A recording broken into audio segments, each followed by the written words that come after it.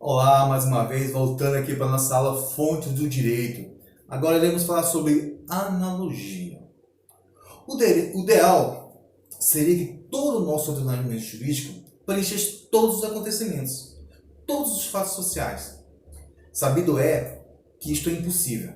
Não há como isso acontecer. Então sempre existirão situações não descritas ou previstas em nossa legislação. Vale lembrar que o juiz nunca pode deixar de decidir por não haver norma aplicável no ordenamento, pois vigora o postulado da plenitude da ordem jurídica. E no artigo 126 do nosso Código de Processo Civil fala o seguinte: o juiz não se exime de sentenciar ou despachar alegando lacuna ou obscuridade da lei. No julgamento da lide, cabe-lhe-á aplicar as normas legais, não as havendo, recorrerá à analogia, aos costumes, aos princípios gerais do direito. Então, é para isso que as fontes do direito servem.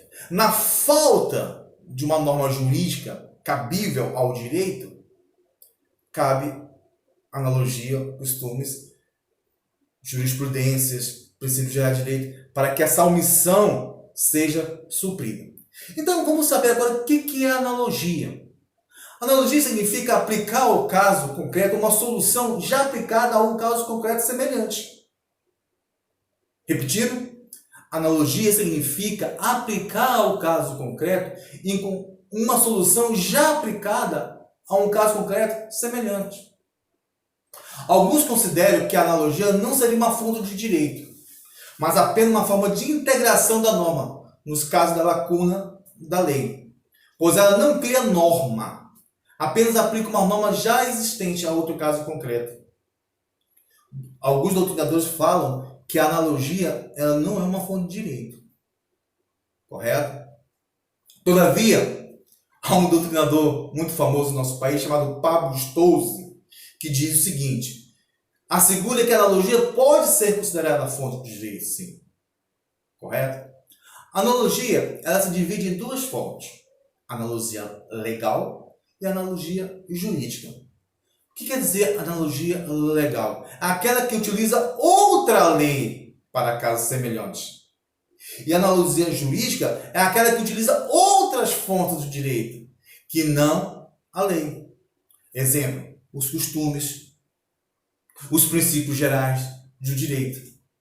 Então, a analogia ela serve quando não há uma norma ou não há um dispositivo legal aquele caso concreto, podemos usar a analogia, desde que seja um caso semelhante, para buscar em outra fonte do direito uma solução para aquela lide.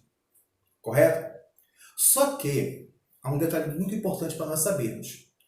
Para que a analogia seja aplicada, ela precisa de 3 requisitos.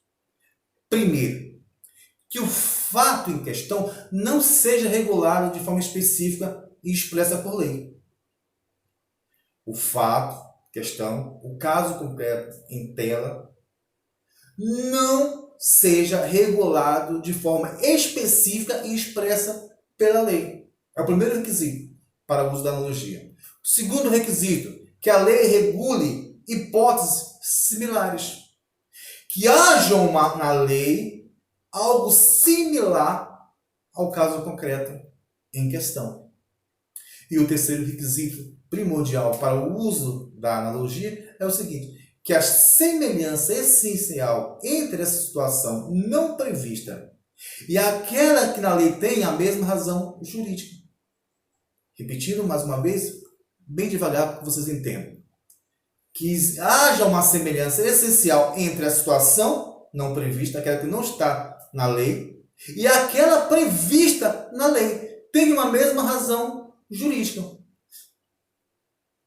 Um exemplo, eu tenho um caso concreto, que não há uma previsão legal para o meu direito.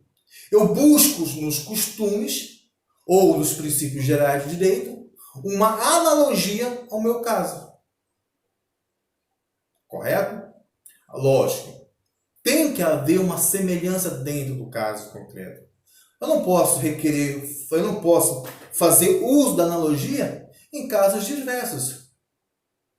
Ou um exemplo bem claro, eu estou militando na área penal e eu querer uma analogia na área tributária, ou seja, ou um exemplo mais claro. Então tem que ver uma certa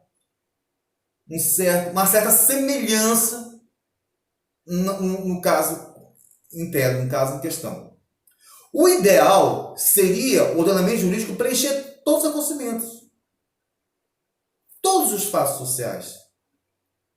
Mas aí sabemos que é impossível isso acontecer. Correto? Então, o legislador, o operador do direito, ele pode fazer o uso tanto da analogia legal quanto da analogia jurídica. Legal quando eu busco dentro da lei um caso semelhante ao meu caso concreto. E a analogia jurídica é quando eu busco dentro do meu fundamento, dos conjuntos de disposições de ordenamento, do qual o aplicador extrai princípios para nortear determinada situação não prevista em lei.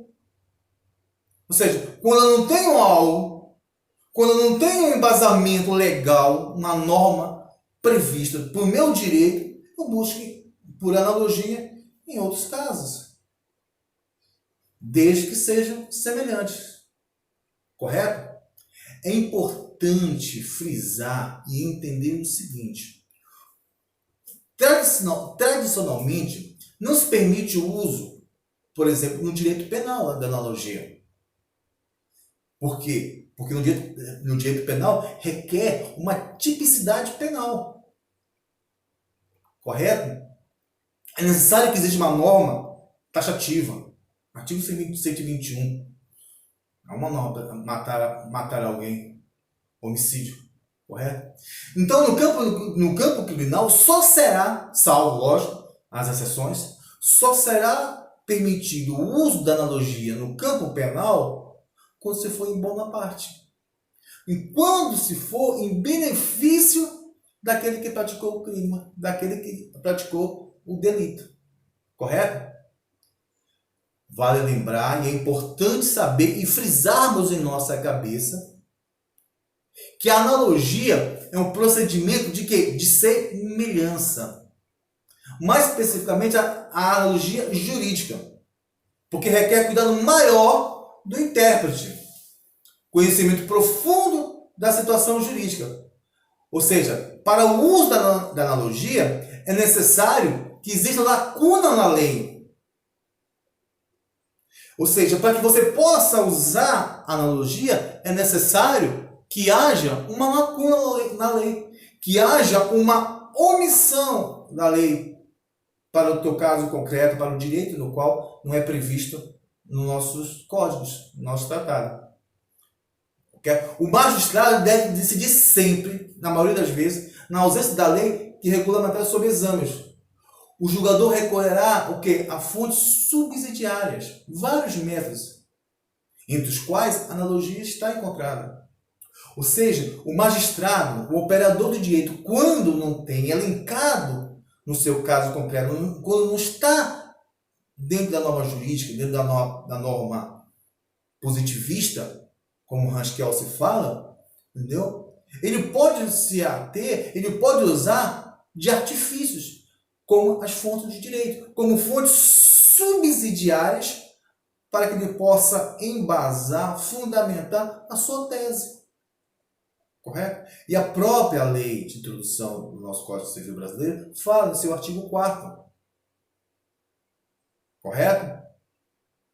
Então, existe um grande doutrinador brasileiro chamado Paulo Nader, que ele diz o seguinte: a analogia é um recurso técnico que consiste em se aplicar a uma hipótese não prevista pelo legislador. A solução por ele é apresentada para um caso fundamentalmente semelhante à não prevista. Vale relembrar mais uma vez: há necessidade de haver uma semelhança. Correto? Somente haverá esse processo de aplicação no direito perante a omissão do texto legal. Correto? Só pode haver o uso de analogia em casos concretos, no nosso ordenamento jurídico, quando há omissão por parte da lei, por parte dos nossos legisladores. Uma vez que não há previsão legal para aquele direito, para aquele caso concreto, o operador de direito pode usar de fonte subsidiária as fontes do direito. E a analogia, como fonte de direito, pode ser usada. Lembrando que tem que ser uma característica fundamental, tem que haver uma semelhança. Certo? Perfeito? Vale lembrar o seguinte, a analogia, ela não se confunde com a interpretação extensiva. Ou seja, na interpretação extensiva, existe uma previsão legal, mas com uma insuficiência de descrição. A má redação da lei dá margem à interpretação extensiva. Nessa hipótese, não há lacuna como ocorre no raciocínio lógico. Ou seja, as leis, no âmbito geral, elas são interpretativas. Sabemos disso. Estudamos isso como ciência do direito. Hans Kelsen, ele é claro em dizer que o uso das ciências do direito para o estudo do direito é importante, desde que esteja dentro de uma norma jurídica. Correto? Então, para nós finalizarmos nossa aula sobre analogia, vale frisar mais uma vez, para que vocês não esqueçam, que a analogia é um procedimento de quê? De semelhança. Correto? É um procedimento de semelhança. Especialmente analogia jurídica. Por quê? Porque ela requer um conhecimento profundo da ciência e na interpretação. Certo? Ou seja, para que seja usado a analogia, é necessário que exista uma lacuna na lei. Correto? Então, com isso, nós terminamos a nossa matéria de analogia, como fonte de direito sobre analogia, tá? Na nossa próxima aula, nós iremos falar sobre os princípios gerais do direito. Ok? Grande abraço, até mais tarde.